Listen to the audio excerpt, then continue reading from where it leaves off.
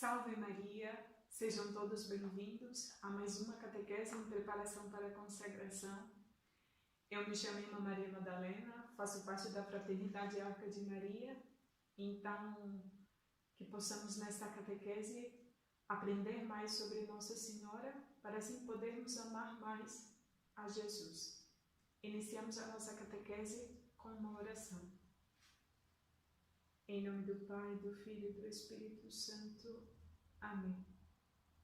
Pedimos ao Espírito Santo, ao nosso anjo da guarda, que nos ajude a estarmos atentos para aprender não só com a inteligência, mas também com a vontade, com a memória, com todo o nosso ser, para que assim essa preparação e consagração se tornem eficazes e transformem a nossa vida.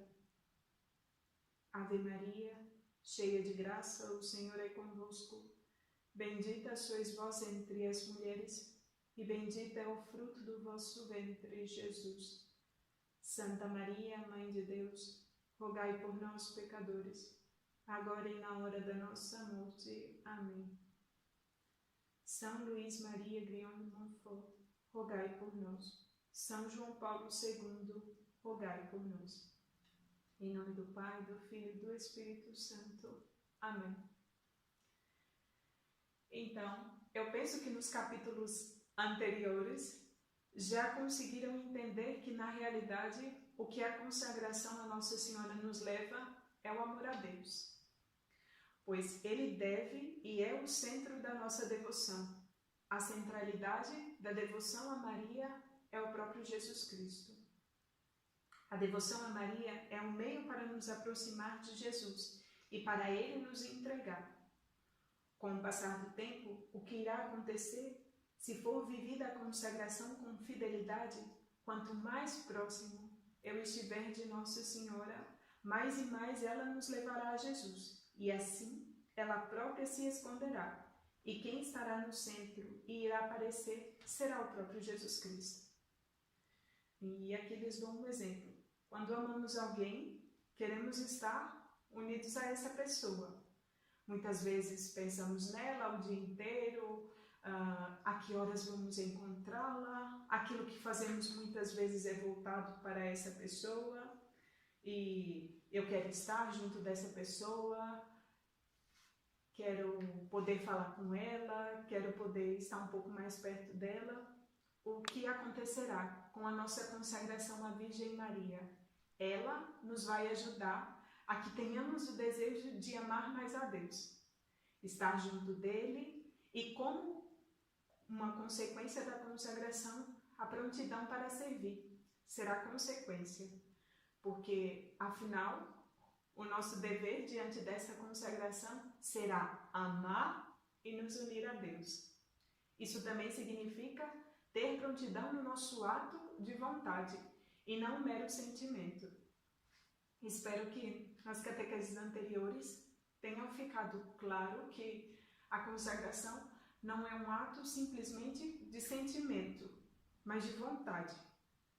Porque a natureza da consagração implica uma totalidade. A nossa entrega é total. Por isso oferecemos o presente, o futuro e também o nosso passado.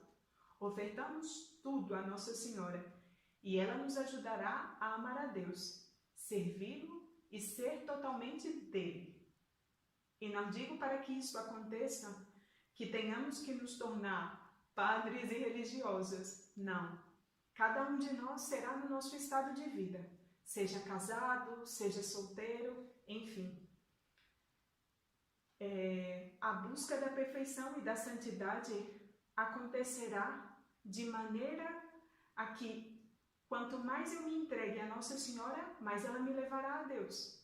E o nosso fim último é a santidade, é o céu. E isso acontecerá com a consagração e conosco na nossa vida concreta. A busca da perfeição e da santidade. Infelizmente, o que os falsos devotos, que devem ter ouvido falar, devem ter lido no 3º capítulo do tratado, têm em comum é o não tender à mudança de vida. Para se consagrar a Nossa Senhora e poder dizer que a amamos, Não necessitamos ser santos. Já agora não é preciso ser santo, mas é necessário querer ser santo, pois o objetivo da consagração é nos conduzir à santidade. E agora então, entramos no 4º capítulo, na natureza da perfeita devoção à Nossa Senhora. São Luís nos diz no início desse capítulo: toda a nossa perfeição consiste em sermos conformes Jesus Cristo, em unir-nos e consagrarmos-nos a Ele. Por isso, a mais perfeita de todas as devoções é, sem dúvida, aquela que nos conforma, nos une e nos consagra mais perfeitamente a Jesus Cristo. Na Constituição Dogmática, Lumen Gentium disse sobre Nossa Senhora: ela ultrapassa em muito todas as criaturas, ocupa o lugar mais alto, porém, o mais perto de nós. Precisamente porque Maria não é uma deusa, mas sim uma criatura. Como uma mulher contribuiu para a morte, e essa mulher foi Eva, uma outra contribuiu para a vida, Maria. Ela desatou o nó da desobediência de Eva. Subindo ao céu, não perdeu a sua missão de advogada, auxiliadora, medianeira. Ela é mãe, já o sabemos, e é mãe de todos. A consagração gera um movimento espiritual em nós, e principalmente em quem vive fielmente. Facilita em muito a sua ação em nossa vida. Dou o meu corpo, doando todos os membros que tenho a ela, e ganho uma grande vantagem, porque agora quem cuidará de todo o meu corpo será Maria. Quando nos entregamos à Virgem Maria, nos colocamos em suas mãos e olhamos, reconhecemos a bondade dela, do seu coração. Nos entregamos a ela dizendo: não disponho mais de mim. Ela agora cuidará de tudo, da minha saúde, da minha família, dos meus bens, dos meus olhos, das minhas mãos, inteiramente de todo o meu ser. Então, tudo será entregue à Nossa Senhora. Tudo. Tudo. E quando eu digo tudo, é tudo mesmo. Tudo nós entregamos à Nossa Senhora num ato de consagração. Inclusive a inteligência e a vontade, que são faculdades da nossa alma, onde se encontram as nossas virtudes infusas, dons do Espírito Santo, que nos é concedido em germe, como uma pequena semente no batismo. Este é o nosso organismo espiritual, que temos e que devemos fazer com que ele cresça e se desenvolva. A consagração nos ajuda a desenvolver o nosso organismo sobrenatural, viver a vida de graça, fundamento de uma vida cristã autêntica, e também o germe da vida eterna. Nossa Senhora nos ajuda a viver em fidelidade às graças que Deus nos concede diariamente, para corresponder à vontade divina. Então, além dos meus bens exteriores, como por exemplo, casa, carro, enfim, todos os móveis que tenho na minha casa, os meus filhos, tudo será entregue à Nossa Senhora. E também aquilo que de mais grandioso nós temos, que é as potências da nossa alma, a nossa inteligência, a nossa memória, todo o nosso ser será entregue à Nossa Senhora. Como já bem o disse, esse organismo espiritual que temos e sobrenatural será entregue à Nossa Senhora para que, junto dela e por meio dela, tudo possa ser santificado. Então, Nossa Senhora nos ajuda que essa sementinha que é nos dada no batismo, e com essa semente nós ganhamos os dons do Espírito Santo, as virtudes infusas, enfim, todas essas coisas que aprendemos na catequese, que elas sejam desenvolvidas em nós e que isso possa crescer e se tornar real em nossa vida, em nosso dia a dia. Pois quando nos consagramos a Nossa Senhora, a ela entregamos o nosso corpo e a nossa alma. Por isso os bens exteriores e também os interiores. Tudo será colocado ao seu dispor. para que ela oriente a sua santificação em seu estado de vida. Como, por exemplo, agora então eu vou comprar um carro. Só que na realidade eu sou consagrada a Nossa Senhora, então esse carro que eu vou comprar não será apenas meu, mas será também de Nossa Senhora. Então, o que eu devo fazer agora? Eita, irmã, agora eu já não posso mais comprar um carro? Não, pode. Pode, se tem condições, deve. Só que antes, pensar um bocadinho. Será que eu tenho necessidade de comprar um carro? Será que agora esse carro vai ser necessário para mim, para minha família? Será que Nossa Senhora, no meu lugar, compraria um carro? Vê como fica diferente? Então, a nossa atitude vai mudando e a nossa maneira de ver as coisas também se torna diferente, porque eu já não vejo mais sozinho, mas eu tenho que ver junto de Nossa Senhora.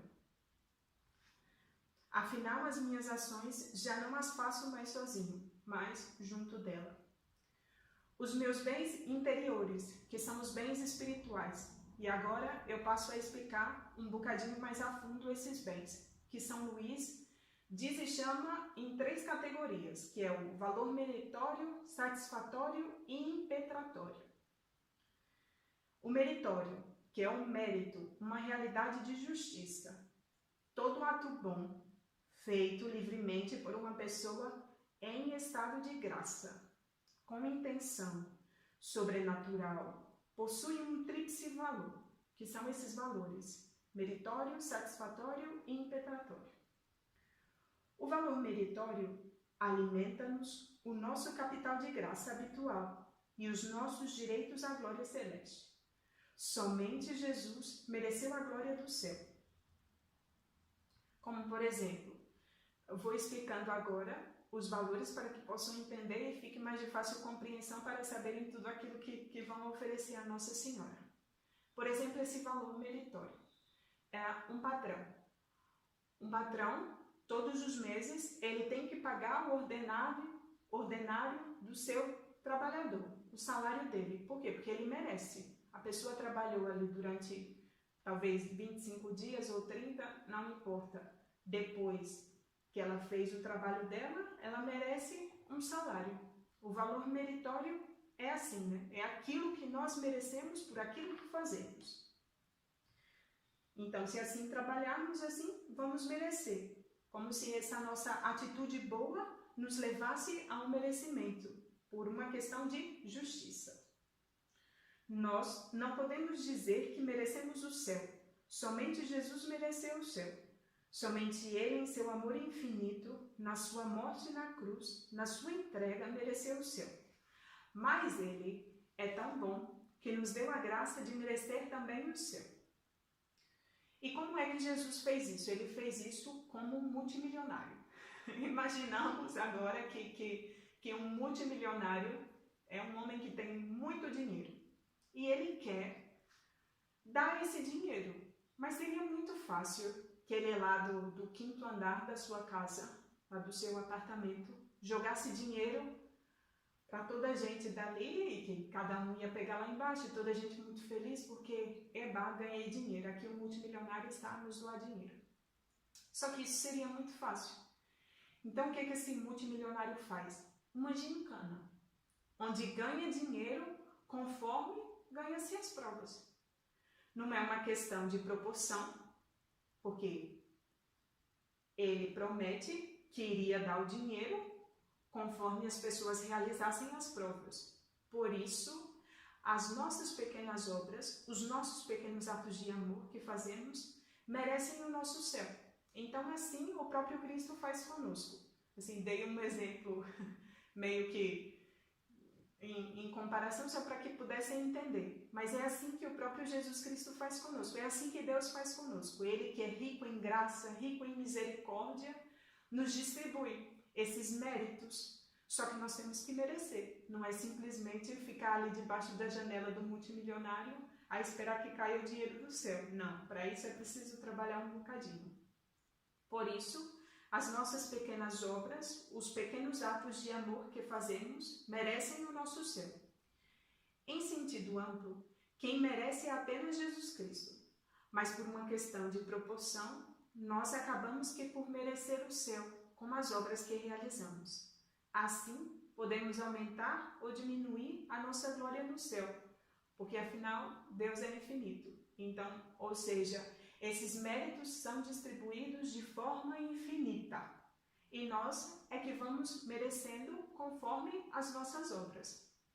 O mérito em geral é um direito a uma recompensa. Pode-se dizer que o mérito é um direito a uma recompensa sobrenatural, que resulta de uma obra sobrenatural boa, feita livremente para Deus, e de uma promessa divina que afiança essa recompensa, feita de maneira livre. Tenhamos a certeza de que se amamos a Deus, durante toda a nossa vida, na glória não será diferente de alguém que se arrepende. Aliás, peço perdão. Tenhamos a certeza de que se amamos a Deus durante toda a nossa vida, a nossa glória será diferente de alguém que se arrepende antes da morte. Então, por isso é que quantos mais méritos nós temos, por si só, maior será a nossa glória no céu. Diferente de uma pessoa que se arrepende 2 minutos antes da morte, que também terá méritos no céu, só que de maneira menor, numa proporção bem menor do que a nossa. Assim, fica então explicado o valor meritório. Passamos ao segundo, o valor satisfatório. Para entrar no céu, você precisa amar a Deus, com todo o teu coração, com toda a tua alma, com todo o teu ser. Esse é o primeiro mandamento que penso que todos saibam. Alguém que, infelizmente, morre com o coração dividido, terá que sofrer no purgatório. As pessoas sofrem no purgatório e nós podemos oferecer sacrifício para aliviar as almas que estão no purgatório, com orações e prática de boas obras. Assim como fizeram os pastorinhos em Fátima, que muitas vezes, e quantos pequenos sacrifícios aqueles pastorinhos não fizeram? Quantos e quantos e quantos? Francisco, a Jacinta e a Lúcia, e pela conversão dos pecadores, pelas almas que se encontravam no purgatório. E nós também podemos fazer o mesmo. Em si mesmo, o valor satisfatório encerra um tríplice elemento. Estamos num único valor, que se chama satisfatório, mas em si ele reserva um tríplice elemento de propiciação, que por meio de um coração contrito e humilhado nos torna propícios a Deus e o inclina a perdoar-nos a culpa. De expiação, que pela infusão da graça cancela e apaga toda a culpa. E o último, de satisfação, que pelo seu caráter penoso, anexo às nossas boas obras, anula em tudo ou em parte a pena devida ao pecado. Estes felizes resultados não são apenas produtos das boas obras propriamente ditas, mas também da aceitação voluntária dos males e sofrimentos desta vida, como ensina o Concílio de Trento. Corresponde ao valor de uma boa obra enquanto satisfaz a pena devida ao pecado, no total ou em parte. Exemplo. Se considero numa esmola, num jejum, num trabalho, numa oração, o que tem de penoso, de esforço ou privação que me imponho, eu posso oferecer a Deus como pagamento da dívida dos meus pecados. E nisso, o que acontece? Por exemplo, algo que me custe muito, e seja uma coisa pequena ou seja uma coisa grande, eu posso oferecer pela minha própria conversão ou pela conversão de alguém. Ele pode ser transferido para outra pessoa. Isto deve-se ao fato de a pena temporal devida ao pecado se encontrar na natureza da dívida, que pode ser paga. O pagamento da dívida pode ser transferido para a conta de outra pessoa. O valor pode ser aplicado também às almas do purgatório. E por isso, o valor satisfatório é um valor de conveniência. Então, um valor que tanto pode ser para mim, como também pode ser utilizado para o outro. Uma nota, uma coisa importante que devemos sempre termos em conta. Quando pecamos, as nossas faltas adquirem uma pena temporal e uma pena eterna. A pena temporal deve ser paga mediante a penitência que o confessor nos der, depois da confissão. A pena eterna é apagada pela misericórdia de Deus no sacramento da confissão, pelo perdão que nos é dado. Mas, ainda assim, ficam as marcas do pecado. Deus nos perdoa sim, mas é necessário repararmos o dano, porque as raízes do pecado permanecem ainda em nós. Então, lhes dou outro exemplo. Se furarmos uns pregos na parede, tac, tac, tac, tac, tac, ali com o martelo. Furei para colocar ali um quadro ou qualquer outra coisa e depois eu já não quero mais ter esse prego na parede, quero tirá-lo. Quando eu vou e tiro o prego, tá ali o quê? A marca. A marca do prego fica. Então, assim acontece com os nossos pecados. Nós pecamos. Quando nos confessamos, é como se aquele prego fosse arrancado. Mas ali permanece a marca do pecado. E essa marca do pecado nós podemos apagar com essas boas obras que fazemos e com esse oferecimento de tudo aquilo que Deus nos manda, tudo aquilo que nos custa e tudo aquilo que também podemos oferecer e que para nós seja um sacrifício ou algo que nos custe. Isso faz com que seja passada aquela massa branquinha e depois com um bocadinho de lixa, passei ali uma tinta, olha, estou com a parede toda limpinha de novo. Então vai e me restaura. É preciso nos purificar aqui na terra. E se assim não for, então passaremos pelo purgatório. Então, na realidade, o valor satisfatório nos ajuda a purificar de todos os nossos pecados, enfim, de tudo aquilo que fazemos de mal. E aqui não iremos para o purgatório, se aqui purificarmos tudo aqui na terra. Passamos agora ao terceiro valor, o impetratório, que vem do latim impetrare, que significa pedir, suplicar por alguém, uma petição de novas graças, dirigidas à infinita misericórdia de Deus. Pelos méritos dos santos, recebemos graças de Deus. Valor relativo a uma ação que alcança novas graças. Está ligada a um ato e requer remuneração, tanto em justiça estrita como de simples conveniência. Impetração, potência que resulta de uma oração e se apoia na bondade e promessas divinas. Obtenho não porque é uma ação meritória, mas porque peço em nome de Jesus, cuja promessa e méritos dão força à minha oração. Tudo isso eu entrego a Nossa Senhora. Ela multiplica, purifica, embeleza e distribui a quem mais necessita. Pois a pureza de intenção de cada uma das nossas ações, dos nossos atos, para que seja mais perfeito e atual. A intenção é o que arde principal em nossos atos. É o olho que ilumina e as dirige para o fim. A alma que as inspira e lhes dá o valor que tem aos olhos de Deus. Nossa Senhora, que é cheia de graça, que é a graça plena, vai pegar cada uma desses nossos méritos e vai purificar, vai embelezar e vai apresentá-los diante de Deus com muito maior valor do que se fôssemos por nós próprios.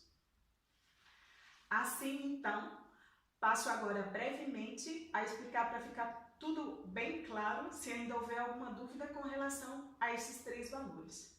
Os valores meritórios são entregues à Nossa Senhora para que ela guarde estes valores e aumente ou diminua a glória no céu e faz merecer as graças necessárias para nós crescermos na santidade. E não pode ser transferido para ninguém.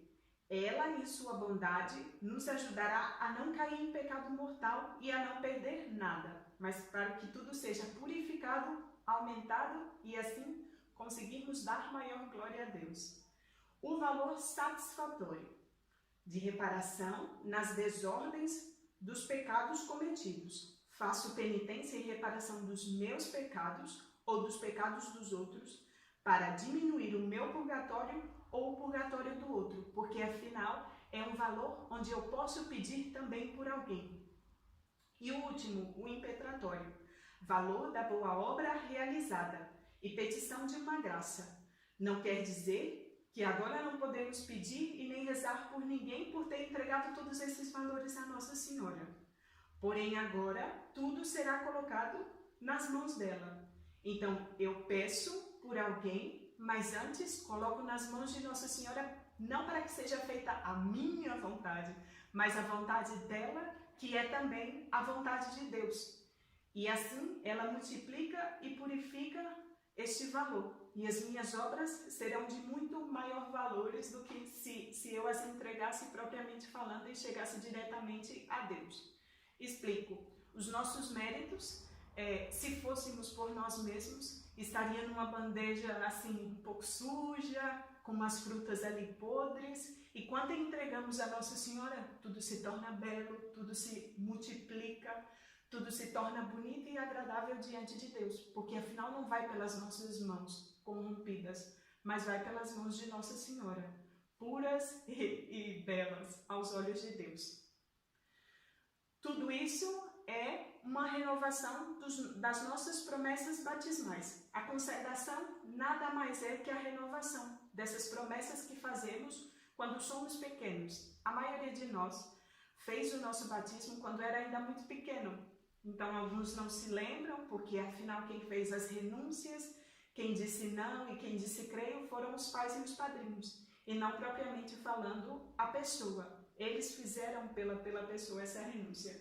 Eu tenho aqui comigo o ritual do batismo. E o que nós fazemos no batismo? Nós renunciamos ao mundo, ao demônio e a nós mesmos.